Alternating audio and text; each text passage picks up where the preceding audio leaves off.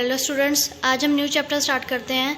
Chapter 8 elements की book में ये चैप्टर 8 है। अगर आप एनसीईआरटी की बुक से स्टार्ट करोगे चैप्टर को, ये चैप्टर उसमें 6 चैप्टर दे रखा है। इस चैप्टर का नाम है एप्लीकेशंस ऑफ डेरिवेटिव्स। ठीक है, सबसे पहले मैं इसमें कंसेप्ट लेकर आई हूँ, concept of slope of tangents and normal का।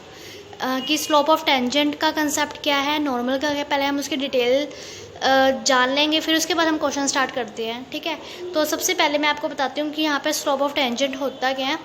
कि सबसे पहले मान लो हमने एक एक्सिस ड्रॉ करी है, एक्स एक्सिस कार्टेशियन प्लेन में, एक्स एक्सिस और वाई एक्सिस। कार्टेशियन प्लेन वो होता है जिसमें एक्स और वाई एक्सिस होती है, और ये ओरिजिन हमने पॉइंट ले लिया ओ। ठीक है, हमने मान लिया कि यहाँ पे एक कर्व है, कर्व के यहाँ पे एक पॉइंट है पी।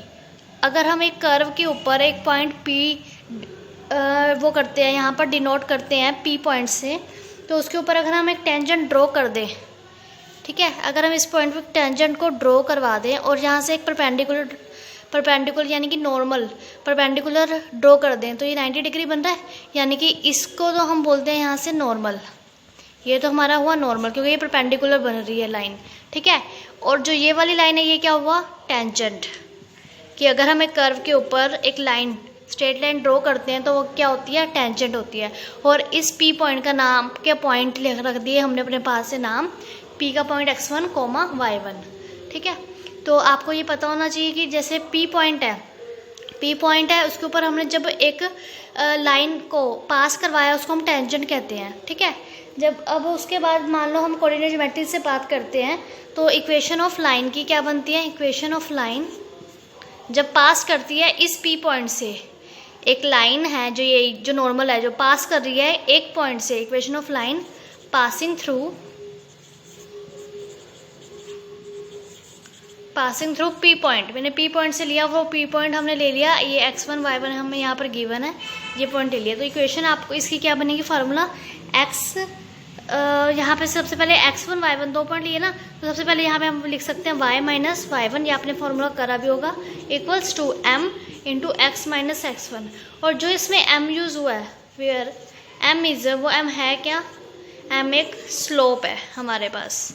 ठीक है, यानी कि इक्वेशन जब पास करती है किसी भी एक पॉइंट से, उसके बाद जो इक्वेशन उसकी बनती है उसमें जो m का यूज़ होता है वहाँ पर हम उसे स्लोप कहते हैं। ठीक है, x1 y1 तो हमें पॉइंट गिवन थे p के, x और y सिंपल एक पॉइंट हो गए, कोई अनदर पॉइंट, जिसको हमने स्लोप वाली इक्वेशन बनाई जो एक पॉइंट से पास करती है, और वेयर m क्या है हमारे पास, उसका स्लोप है। तो अब हमें इस क्वेश्चन में जैसे निकालना क्या है, स्लोप ऑफ टेंजेंट निकालना है ना। तो स्लोप ऑफ टेंजेंट कैसे निकालेंगे, स्लोप ऑफ टेंजेंट आप इसका फार्मूला नोट कर सकते हो।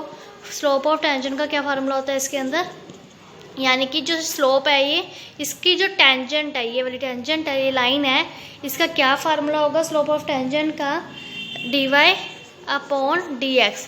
हमने जो 7 चैप्टर करा डेरिवेटिव का, उसका यूज़ करके हम स्लोप्स, टेंजेंट की स्लोप और नॉर्मल की स्लोप यहाँ पे निकालेंगे। ठीक है, तो स्लोप ऑफ टेंजेंट का यहाँ पे क्या फार्मूला है, dy अपॉन dx। और अगर आपने स्लोप ऑफ नॉर्मल निकालनी है उसका क्या फार्मूला, dy अपॉन dx। ठीक है, dy अपॉन dx, लेकिन रेसिप्रोकल में आएगा, यानी कि 1 अपॉन में, और यहाँ पे लग जाएगा माइनस, तो इसको कहते हैं हम स्लोप ऑफ नॉर्मल, -1 अपॉन, यानी कि आप दूसरा फार्मूला भी लिख सकते हो इसको दूसरे वे में, है तो फार्मूला यही है। तो स्लोप ऑफ नॉर्मल का आपका फार्मूला क्या बना, -1 अपॉन स्लोप ऑफ टेंजेंट। ठीक है, यानी कि आपको जब स्लोप ऑफ नॉर्मल जब आप निकाल लोगे, उससे पहले आपको टेंजेंट पता होनी चाहिए, तभी हम यहाँ से स्लोप ऑफ नॉर्मल निकाल पाएंगे। तो आपको एक ये फार्मूला याद रखना है, स्लोप ऑफ नॉर्मल का फार्मूला होता है -1 अपॉन स्लोप ऑफ टेंजेंट, और स्लोप ऑफ टेंजेंट का फार्मूला होता है dy अपॉन dx। यानी कि अगर आपको y की वैल्यू गिवन है तो वहाँ से हम डेरिवेटिव कर देंगे, तो वो आपकी स्लोप आ गई टेंजेंट की। और किसी न किसी एक पॉइंट पे वहाँ पे गिवन होगा, अगर मान लो उसका कोई पॉइंट गिवन है x equals to a point given है, तो हमने वहाँ पे जहाँ हमारे पास डेरिवेटिव करके आई वैल्यू, उसके बाद हमने x की वैल्यू वहाँ पे पुट करनी, तो हमारे पास आंसर आ जाएगा स्लोप ऑफ टेंजेंट का। और उसके बाद नॉर्मल अगर कहा निकालने को, तो स्लोप ऑफ टेंजेंट की जो आपके पास वैल्यू आई वो वैल्यू आप यहाँ पुट करो रेसिप्रोकल, नेगेटिव ऑफ रेसिप्रोकल में, तो ये आपके पास स्लोप ऑफ नॉर्मल आ जाएगी। ठीक है, आई होप आपको ये कंसेप्ट समझ में आया होगा कि स्लोप ऑफ टेंजेंट और नॉर्मल आया कहाँ से, पिछले डेरिवेटिव से ही हम इनकी वैल्यूज़ निकाल रहे हैं यहाँ पर। तो अब क्वेश्चन स्टार्ट करते हैं। क्वेश्चन क्या है, slope of the tangent to the curve y equals to x cube minus x at x equals to 2। इसमें फर्स्ट क्वेश्चन में इसने बोला है कि आपको स्लोप निकालनी है टेंजेंट की और आपको कर्व दी हुई है, यानी कि जो ये मैंने यहाँ पर कर्व ड्रॉ करी है, ये कर्व की वैल्यू हमें इक्वेशन गिवन है एक्स क्यूब माइनस के एक्स। ठीक है, तो हम यहाँ पे लिख लेते हैं y की वैल्यू क्या है, एक्स क्यूब माइनस के एक्स। यहाँ पर हमने लिख लिया एट x इक्वल्स टू 2 पर है, तो पहले तो हम यहाँ पे डेरिवेटिव निकाल लेते हैं। dy अपॉन dx कैसे बनेगा, 3x²। आपको अब डेरिवेटिव आ चुका होगा 7th चैप्टर, क्योंकि हम यहाँ पे कर चुके हैं। अगर डेरिवेटिव नहीं आया तो एक बार फिर से आप उन वीडियोस को, प्रीवियस वीडियोस को देख सकते हो। और 3 देखो, जैसे मैं एक बार दोबारा बता भी देती हूँ आपको, एक्स क्यूब है, पावर आगे आई, एक्स लिखा, एक्स में से मतलब पावर में से 1 को माइनस करा, 3 - 1 कितनी हो गई, 2। अब x का डेरिवेटिव x के रिस्पेक्ट में करेंगे तो क्या आएगा, 1।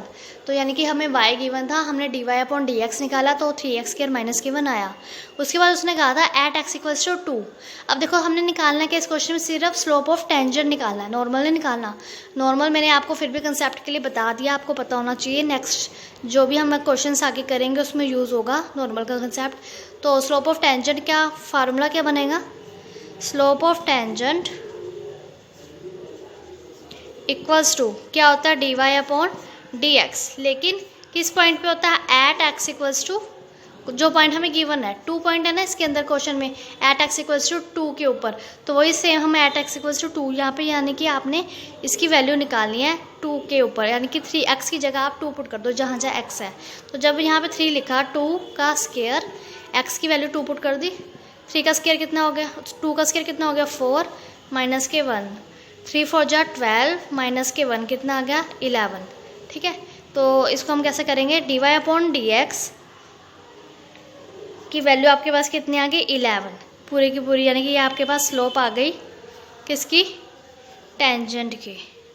यानी कि जो हमने कर्व के ऊपर लाइन ड्रॉ करी थी वो टेंजेंट की स्लोप आपके पास आ गई है 11।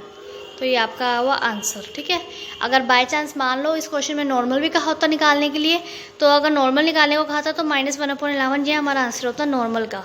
ठीक है, क्योंकि नेगेटिव अभी फार्मूला मैंने आपको यहाँ पर लिखवाया है, minus of slope of tangent. Slope of tangent की वैल्यू 11 आई थी ना, वो वैल्यू यहाँ पुट करो तो ये आपके पास नॉर्मल आ जाएगा। बट इस क्वेश्चन में सिर्फ और सिर्फ टेंजेंट निकालने को कहा था, तो हमने वो निकाल लिया। ठीक है, बहुत ही आसान क्वेश्चन है, एक बार आप दोबारा से देखो इसको। y दिया हुआ है, अगर आपको स्लोप ऑफ टेंजेंट निकालने को कहते हैं तो हमने सिंपल उसका डेरिवेटिव कर देना है। y का डेरिवेटिव dy अपॉन dx के रिस्पेक्ट, x के रिस्पेक्ट में करेंगे क्योंकि x के रिस्पेक्ट में ही हमें क्वेश्चन दिया हुआ है। तो dy अपॉन dx करा, फिर उसके बाद वो करने के बाद x की वैल्यू हमें 2 गिवन थी, वहाँ पर पुट करी, तो ये आपका स्लोप ऑफ टेंजेंट आ चुका है। आई होप आपको ये क्वेश्चन समझ में आया होगा। अगर आपको ये वीडियो अच्छी लगे तो मेरे वीडियो को लाइक करें एंड मेरे चैनल को सब्सक्राइब करें एंड शेयर करें। Thank you.